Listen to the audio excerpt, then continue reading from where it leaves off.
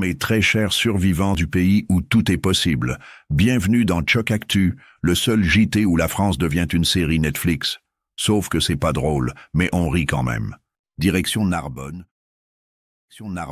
où un contrôle d'identité a viré à la Street Fight édition BAC. Un homme déjà connu des services de police, probablement client fidélité, blesse 5 agents en 2 jours. 2 blessés le vendredi, 3 le dimanche. Le mec a littéralement fait un week-end thématique, festival des coups et blessures. Sur lui, les flics trouvent 8 grammes de cannabis. 8 grammes. Même pas de quoi faire un week-end tranquille à Marseille. Le syndicat Alliance Police Nationale salue le courage des agents et réclame une réponse pénale exemplaire.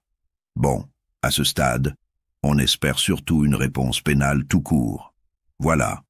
En 2 jours, 5 policiers blessés pour 8 grammes. La prochaine fois, on arrête directement le gramme, ça coûtera moins cher. Alors là, on atteint le boss final du renversement de rôle. Karine, 55 ans, hérite d'une maison. Un mec s'y installe sans autorisation.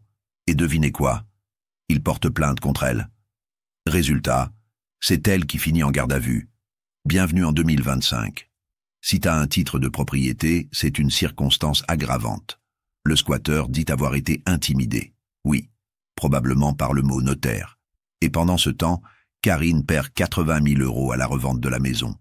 Mais attention, l'administration reste vigilante. Pas sur les squatteurs, sur les propriétaires qui osent se plaindre. La solution serait simple. Avant d'ouvrir un compteur EDF, demandez au gars s'il a volé la maison. Parce qu'apparemment, c'est la nouvelle norme. Dans la Somme, une femme musulmane de 74 ans découvre une tête de sanglier dans son jardin. Oui, une tête. Pas un sanglier entier, juste la tête. C'est moins lourd à transporter, faut dire.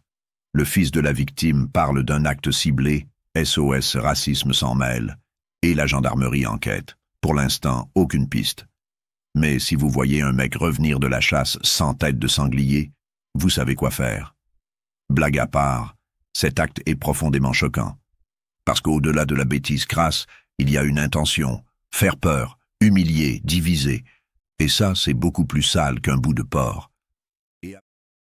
Le musée du Louvre a été braqué. Oui, le temple de la culture, l'endroit le plus surveillé de France.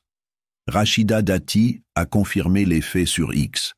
Pas de blessés, mais le musée ferme pour la journée. En même temps, si t'es voleur et que t'arrives à sortir la Joconde sans te faire choper, franchement, on te file une carte d'abonnement. Ils auraient pu voler un ticket resto du XVIIIe siècle. Ou une des sandales de la Vénus de Milo. Non, ils ont volé 8 bijoux dont le collier d'émeraude de Marie-Louise.